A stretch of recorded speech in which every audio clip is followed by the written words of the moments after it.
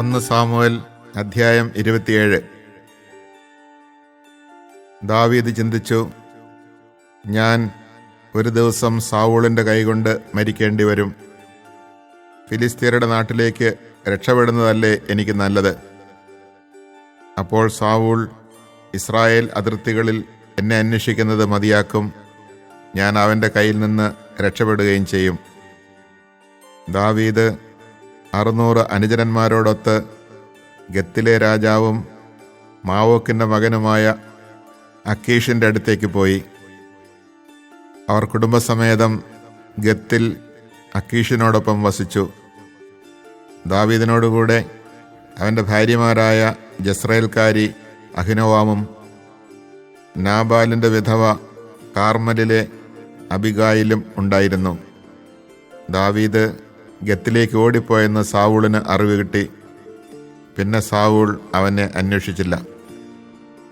ദാവീദ് അക്കീഷിനോട് പറഞ്ഞു, അങ്ങേക്ക് എന്നോട് പ്രീതിയുണ്ടെങ്കിൽ നാട്ടിൻപുറത്തെവിടെയെങ്കിലും ഒരു സ്ഥലം തരിക, ഞാൻ അവിടെ താമസിച്ചുകൊള്ളാം.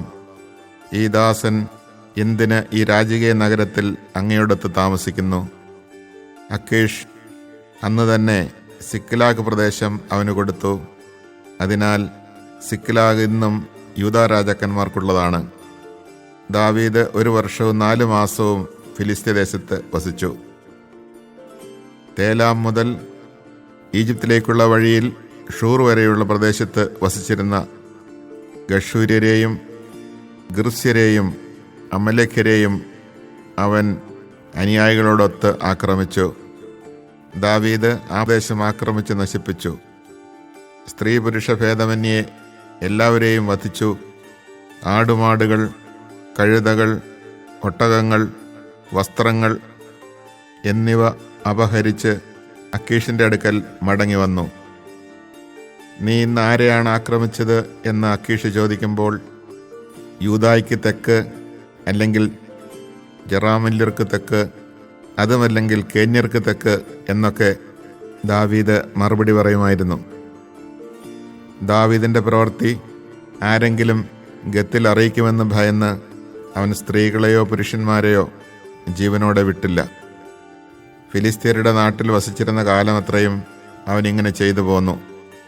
അക്കീഷാകട്ടെ ദാവീദിനെ വിശ്വസിച്ചു. സ്വജനമായ ഇസ്രായേല്യരുടെ കഠിനമായ വെറുപ്പിന് സ്വയം പാത്രമായതിനാൽ അവനെന്നും തൻ്റെ ദാസനായിരിക്കുമെന്ന് അക്കീഷ് കരുതി. Chapter 27. But David said to himself, I shall perish some day at the hand of Saul. I have no choice but to escape to the land of the Philistines. Then Saul will give up his continuous search for me throughout the land of Israel, and I shall be out of his reach.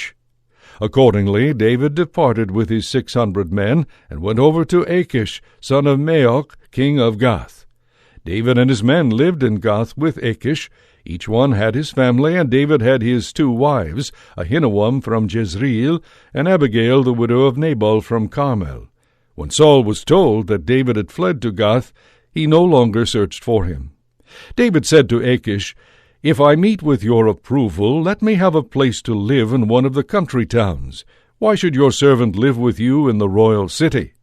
That same day Achish gave him Ziklag, which has, therefore, belonged to the kings of Judah up to the present time.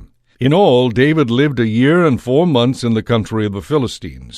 David and his men went up and made raids on the Geshurites, Girzites, and Amalekites, peoples living in the land between Telem on the approach to Shur and the land of Egypt.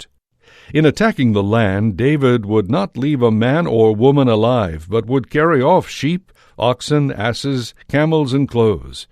On his return he brought these to Achish, who asked, Whom did you raid this time? And David answered, The Negeb of Judah, or the Negeb of Jerahmeel, or the Negeb of the Kenites. But David would not leave a man or woman alive to be brought to Gath, fearing that they would betray him by saying, This is what David did. This was his custom as long as he lived in the country of the Philistines. And Achish trusted David, thinking, He must certainly be detested by his people Israel. I shall have him as my vassal forever.